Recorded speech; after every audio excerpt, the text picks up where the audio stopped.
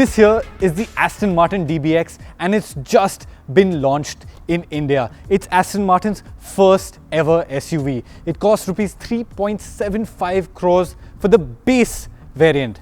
And look at it, it's absolutely gorgeous. I'm going to take you on a quick walk around of this car. But before we do that, make sure you subscribe to Evo India on all our social media platforms, on YouTube, Instagram, Twitter, Facebook, all of that. Done that? Let's get on with it. Right, let's talk about the styling first. Up front, there are distinct Aston Martin elements. So the grille is actually very reminiscent of the DB11. It's the biggest grille ever fitted onto an Aston Martin.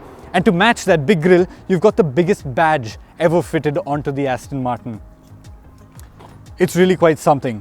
These headlamps, they're pretty slim when you look at the overall size of the car, but they do give it a really distinct stance.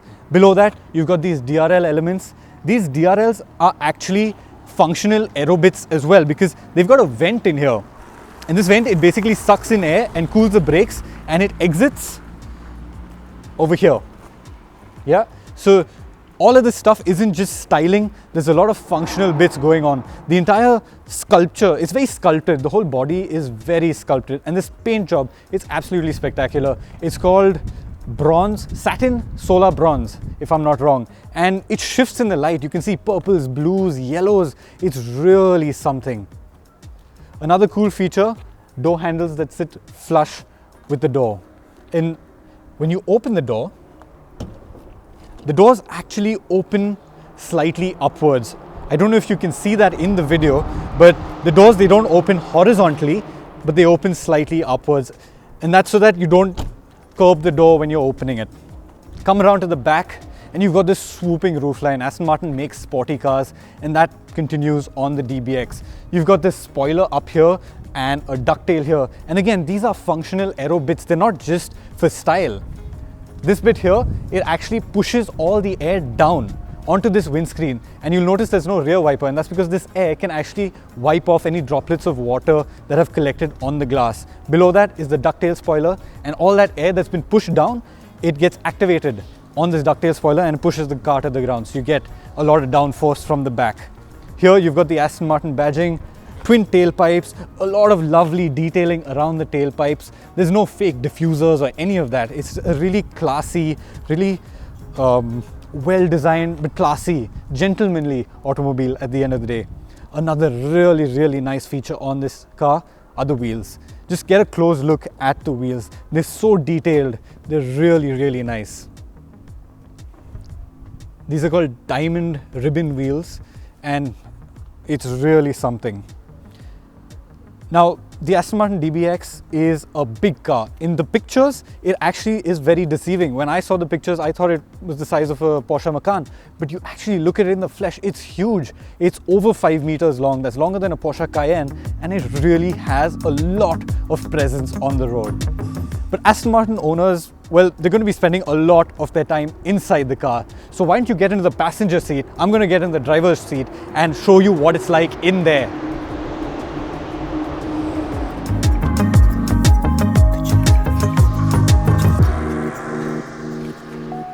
Now this is what the interiors of DBX looks like. It's really plush in here. There's leather everywhere. Let's start with the seating position. I like to sit really low down in my cars. I like a really snug seating position, and the DBX, it allows that. After all, it does have sports cars in its genes, and you get into this really comfortable driving position, really snug. You've got this lovely leather wrapped steering wheel, metal paddles. It's all really nice in here. Now, let me start the engine up. Yeah, that's a 4-liter twin turbo V8, AMG sourced, but obviously Aston Martin has done their work to it to tune it the way they like it. Here you've got a digital cockpit. Here you've got your instrument cluster. This is actually again Mercedes-Benz sourced. So if you notice, this rotary dial is from the old Mercedes-Benz infotainment system, and that's familiar. But the rest of it is all bespoke Aston Martin, and it's really something. This Aston Martin, it has drive modes, and being an SUV, you've got terrain mode. So you can put it in Terrain Plus and the SUV will actually rise up on its air suspension. But then there are obviously sportier modes as well. So you can get into GT driving mode, the individual driving mode, which allows you to configure all of these little bits. And then you get into sport mode, and then you're actually talking SUV Aston Martin territory. Here you've got your aircon controls. This little button here is interesting. For easier ingress and egress, you can actually lower the car. So you press this button and it'll lower itself for easier ingress.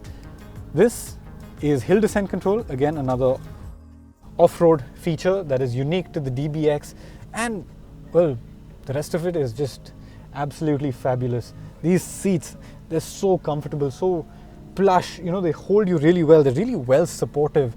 You've got a really nice sound system in here too, but again, nothing is very blatant and apparent. It's all hidden. There's no garish branding. There's actually a speaker in here too, but you can't even tell, you know, it's all nicely integrated into the doors, into the dashboard, and it's really beautiful in here.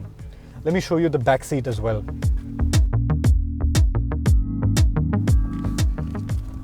Here's the back seat, and just look at the amount of legroom I have. It's quite something.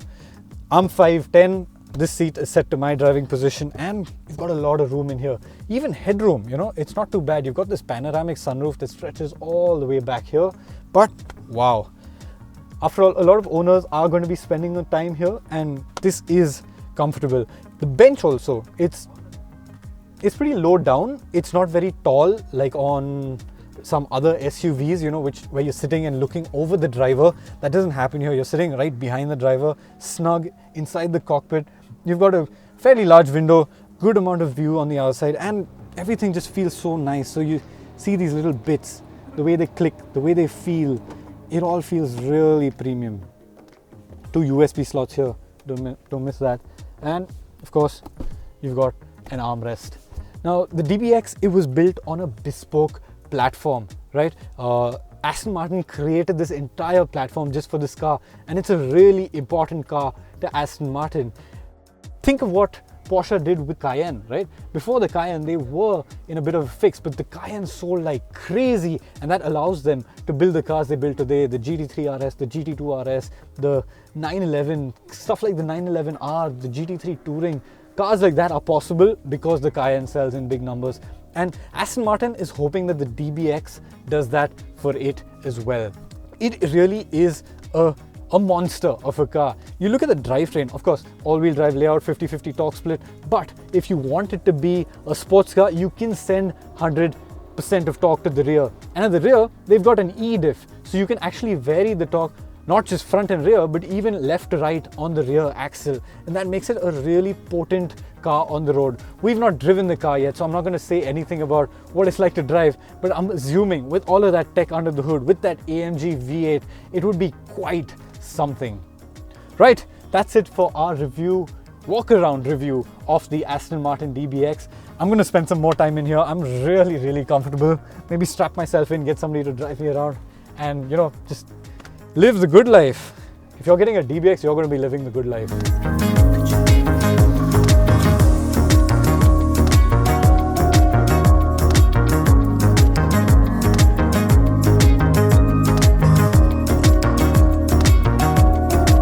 Subscribe to the Evo India channel and hit the bell icon to keep pace with the thrill of driving.